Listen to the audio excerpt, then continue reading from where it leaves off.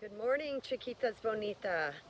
Kristen Brown here. I wanted to jump on real quick and talk to you guys about what overgiving creates in a relationship, why it works against you, and what you can do to turn that ship around. So, what do I mean by overgiving? I want you to open your heart right now. When you listen to this, I want you to sit back. Just take a deep breath and just listen. Just take in information. Because the ego wants to fight us when we're hearing truth, and it wants to go, I'm not doing that, I'm not doing that, I'm not doing that. And maybe you're not, and that's fine. Yes or no, because it doesn't really matter what you're doing.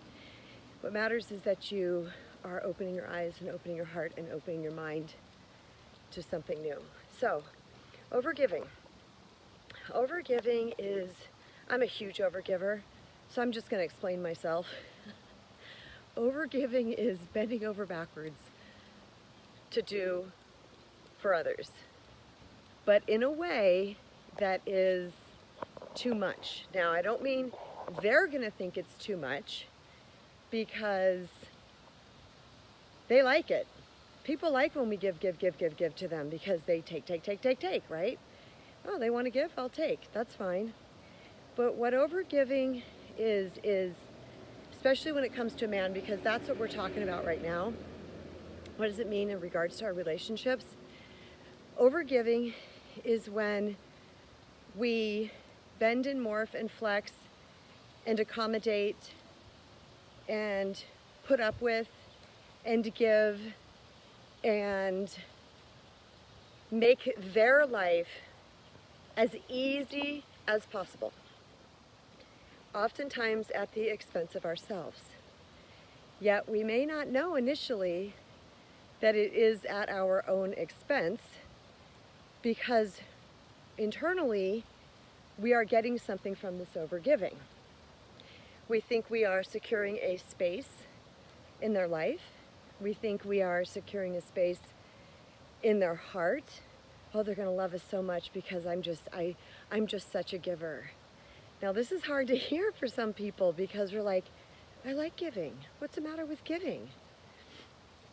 I wrestled with this, all right, because I literally am naturally a giver. I'm a nurturer, I'm a healer, I show up for people, I'm there, what do you need? And I find great joy in it. It's who I am, it's who I've always been. So where is that different in a romantic relationship? I had to ask myself, with each time that I wanted to overgive or to accommodate and over-accommodate, I asked myself, what is my motive? If my motive was to win him or to teach him how great I am, hold on, I'm going to switch hands here. I'm walking the boy Wes. Okay, come on, Linger. If I had a motive to prove myself in some way or look how great I am, then it was the wrong motive. If it was just, yeah, I'm showing up for somebody who needs me right now, that's the right motive. Or this is a gift. But even with this is a gift, some people might be thinking, well, I'm a gift giver, I just give. Yeah, but how many gifts do you give to your man?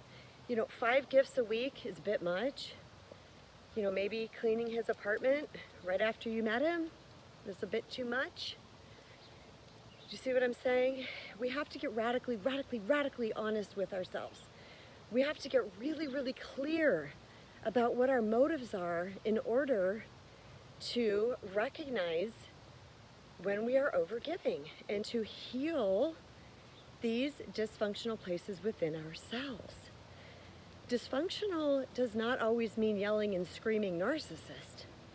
Dysfunctional could also mean lack of self-worth, trying too hard, jumping into bed too soon, just because you're trying to win him. I'm not talking about anybody other than myself right now. I've been all of these things and more. But here's the most crucial element of this entire thing that I want you guys to understand. Typical healthy male, somewhat healthy, because we're not all Eckhart Tolle's or Jesus or Buddha walking around here. But but a pretty awake, enlightened man is not attracted to an overgiving female.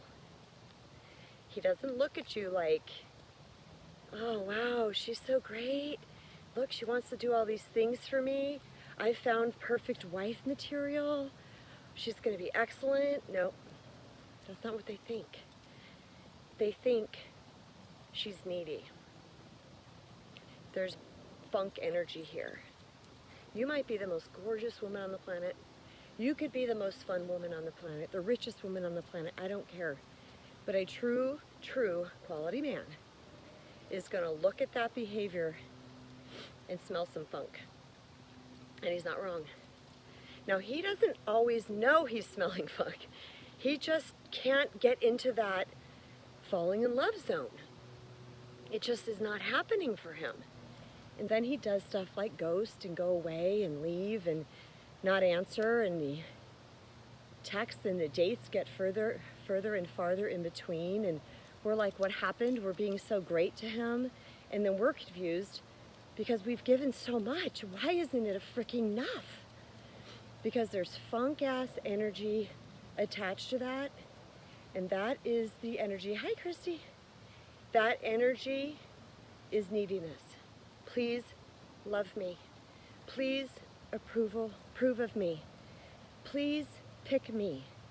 Please see how great I am. And that's not what a healthy man is looking for. He's looking for a woman who makes herself happy, who has healthy priorities, who has healthy yeses and nos, really good boundaries. I think Wesley has to go to the restroom. Do you need to go potty? He sure does. Please don't be a dookie. Please don't be a dookie. Oh, it's going to be a dookie. Okay. That's who a healthy man is looking for. He's looking for somebody who will be his equal partner right next to him. There was no dookie. I lucked out. You see what I'm saying? Okay. So what I hope your takeaway from this today is that if you are, and not pointing fingers, not blaming, not shaming you, there's no shame in this, sisters. We're just doing what we're doing because we're humans and this is how we process information. Okay? But if you are someone who has overgiven,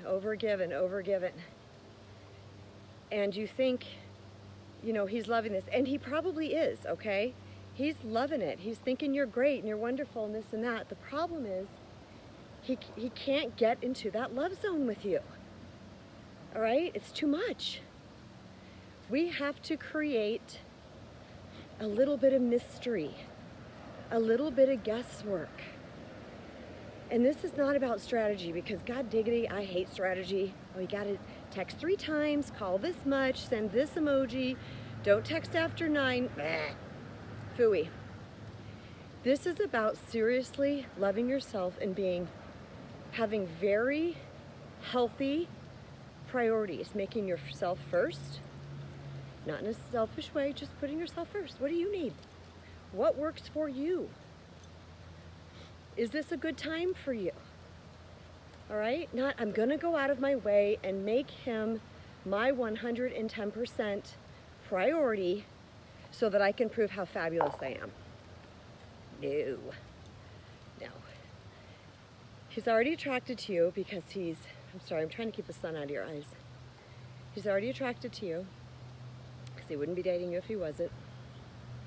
What you need to do is spark that emotion inside of him. And we do that through mystery.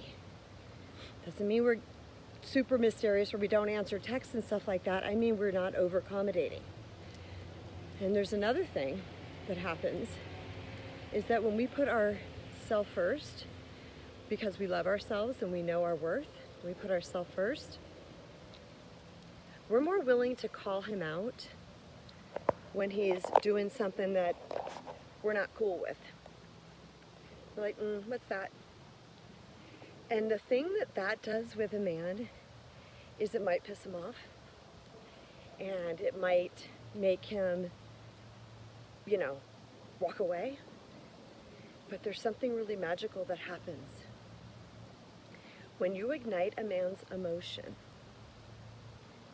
something is aroused inside of him that helps him, because you are now, how do I word this? You have touched him in a space that he does not access very much. You have now become different to him. Let me tell you something, sisters. I have not been afraid to speak up. In fact, with my husband now, my current husband, I spoke up to him left and right. And he would tell me stuff like, something's wrong here. No one's ever done this. This is weird. I can't remember his exact words, but he would be like, he was trying to make me wrong. And I would go, yeah, I'm really sorry that you had doormats prior to this. But the most interesting thing about all this, you guys, is he never married them. He was engaged twice, long term, 8 years, 10 years. Well, the relationships were that long. Why did the guy marry me? He said he loved them. Because there was something inside of me that was being shown to him inadvertently by me not being afraid to call him out, not being afraid to create space between us, not over-accommodating him. That's a hard one because I am that way naturally. But I asked myself the question about my motive. What's my motive? What am I trying to do? And no, it was good. So what I'm trying to say to you guys is that so much positive comes when we stop over-accommodating and over-giving. When we realize that's not going to land us a quality guy. That's not what he's looking for. Number one. Number two, when you love yourself and you are truly able to stand firm in your healthy yeses and nos, you're willing to create space if needed, and you don't over-give, something will ignite inside your man.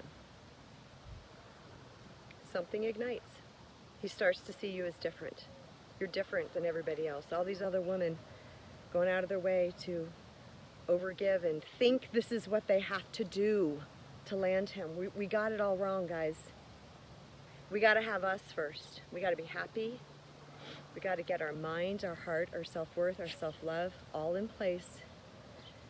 And then we will naturally exhibit that to a man. And he goes, I see her value. Okay, you guys.